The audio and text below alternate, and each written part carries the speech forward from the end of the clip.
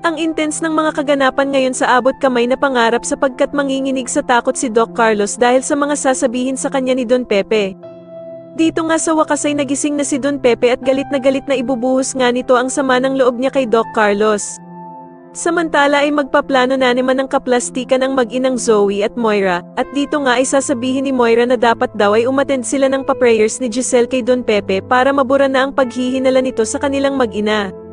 Sa kalagitnaan naman ng kalsada habang nagmamaneho si Zoe, ay bigla itong matitigilan dahil sa magpapakita sa kanya si Don Pepe, na duguan at tumatawid sa kalsada habang nakatitig sa kanya ng masama. Sa kabilang banda naman ay mangyayari na nga ang matagal nang hinihintay ng lahat at tuluyan na ngang magigising si Don Pepe. Magsasagawa naman ng padasal si Giselle para sa paggaling ng ama niyang si Don Pepe at dito nga ay pupunta ang mga kaibigan ni Annalyn at ang lahat ng nagmamahal sa kanya. Samantala ay tatanungin naman ni Giselle si Doc Lindon kung ano nga ba daw ang naging sanhi ng naging cardiac arrest ng ama niyang si Don Pepe. Ngunit hindi siya masasagot ni Doc Lindon dahil sa hindi daw siya ang kasama ni Don Pepe nang mangyari sa kanya ito. Pero sasabihin naman ni Annalyn na si Doc Carlos nga daw ang naabutan nilang kasama ni Don Pepe kung saan ay nagsasagawa nga daw ito ng pagre-revive sa lolo Pepe niya.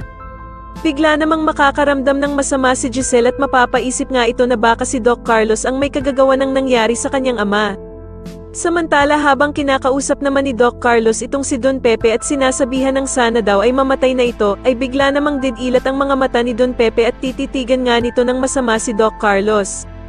Sa tingin niyo makulong na nga kaya talaga ang mag-inang Zoe at Moira pati na din ang kasabwat nilang si Doc Carlos, mas lalo na nga talagang nagiging exciting ang mga susunod na kaganapan kaya naman ay mas lalo pa nating abangan ang mas lalong gumigandang abot kamay na pangarap. Maraming salamat po sa inyong panonood at sana po ay masubscribe niyo ako. Maraming salamat po.